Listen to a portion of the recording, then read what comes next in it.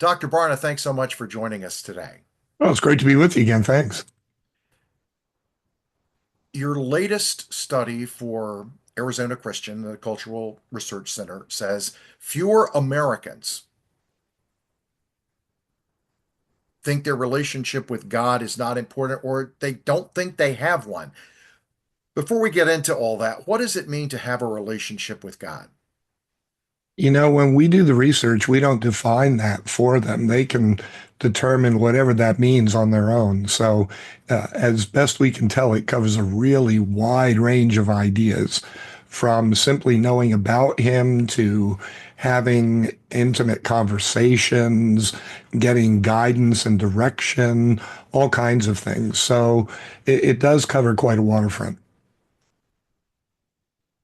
Well, if people don't believe a relationship with God is important, why would they believe in him in the first place? Well, that's a question that more and more Americans are asking. Actually, the fastest growing faith group, if you will, in America today is what I call the don'ts, people who don't know if God exists, don't care if God exists, or don't believe that he exists. And so that's at about 3 out of 10 adults now. That's more than 6 times the number it was just 30 years ago. And it's continuing to skyrocket, particularly because of young people, young adults and their perspectives.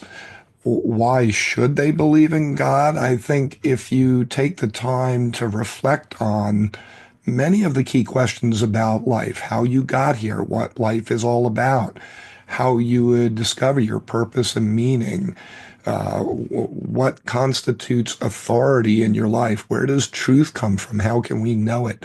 All of those kinds of things, ultimately, once you start stripping away all the superficial popular answers, you wind up coming down to the idea that there has to be some kind of supernatural force, something greater than us that determines how the world works, that put everything together.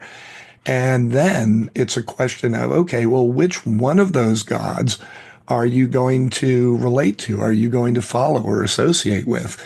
Because there are many different ones there that you could follow. You've got polytheistic religions that say there are dozens, in some cases thousands of gods. You've got monotheistic religions like Christianity or Judaism.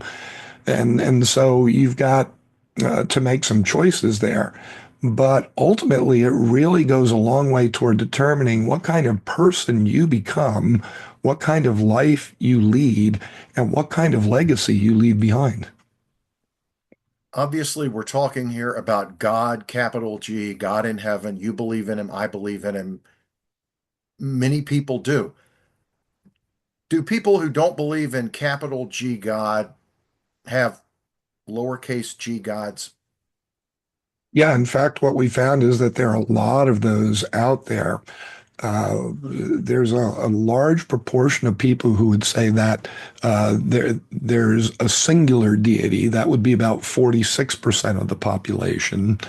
Then you've got about 1 out of every 6 people who would say that people are divine. And so if you think about that, if each of us is divine, that then means there are literally billions of gods walking the face of the earth each day. Then you've got another 8% who would say there are multiple gods. You can't narrow it down to just one. They all have their own dimensions of authority, their own spheres of knowledge and impact and influence. So you need to understand those. And then you've got that roughly 3 out of 10, 29% who would say they don't know, don't care, or don't believe in the existence of God.